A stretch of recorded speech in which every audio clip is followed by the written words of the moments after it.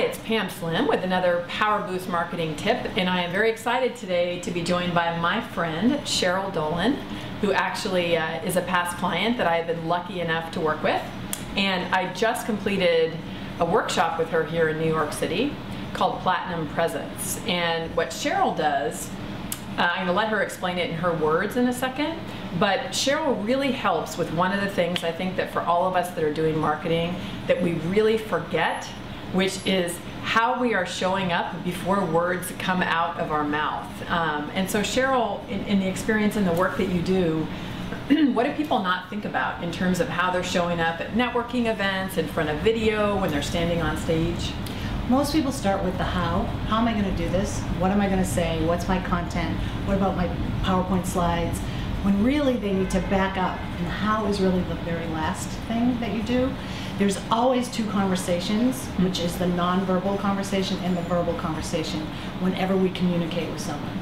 The nonverbal communication that we express to other people happens a split second before the verbal conversation.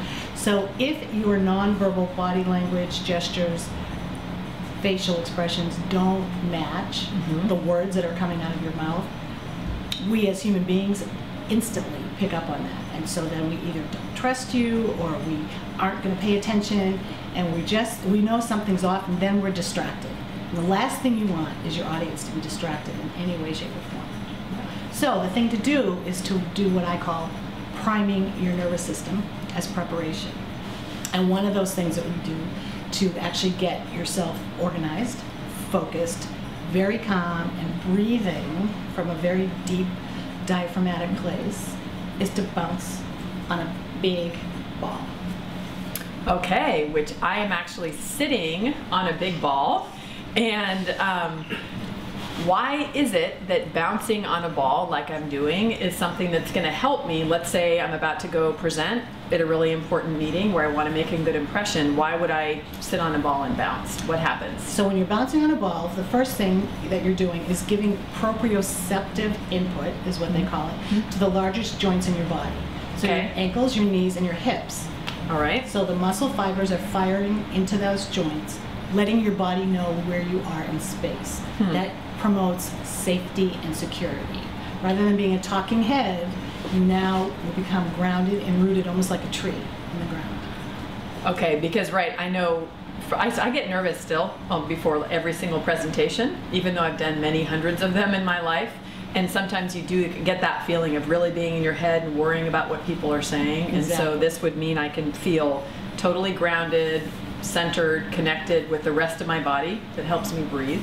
Exactly. Okay. The other thing is it actually, so you sit up straighter. It makes you sit up straight, shoulders back, and it forces you really to breathe from your diaphragm rather than from your chest.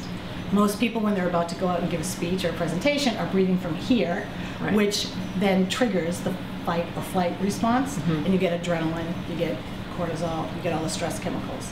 So when you're breathing from here, not only do you interrupt all of that and those chemicals stop flowing through your system, but you also power your voice so people can hear you. And again, people judge voice would be considered a body posture, a nonverbal, even though it has sound, and people know right away from your voice if you're nervous or if you can't be trusted. So you want to have really resonant, good, powered voice coming out, as well as great posture, so it all matches up. That's awesome. So for what we were doing in the exercise yesterday in your workshop, it was about 10 to 15 minutes of bouncing. So it's not just doing a couple bounces on the ball. How long do you do that to really get the benefits? So everybody's nervous system is different. Okay. So between 10 and 20 minutes is usually good. The way I test it is bounce for 10 minutes and stand up. And if you feel like a tree and you feel like your feet are rooted in the ground, then you've done it enough. If you don't feel that feeling, just get back on the ball. But you can overdo it, so make sure that once you get that feeling, you stop bouncing, because it can then make you very disorganized. Okay. The other real benefit of bouncing on the ball is it makes you very focused, very organized, very clear. That's awesome. So this is one of these very specific tools that you can use. We talked about the context of a speaking engagement. Obviously, you may need to sneak a ball into the restroom if you're at a big event, which, you know, it could be possible. If you're at a large hotel, you could do it in your room before you head down to go speak. The other applications for this can be before you're in front of the camera doing video, before you actually want to write something, because when you bounce, you start to actually feel much more focused and aligned, so your creative ideas flow.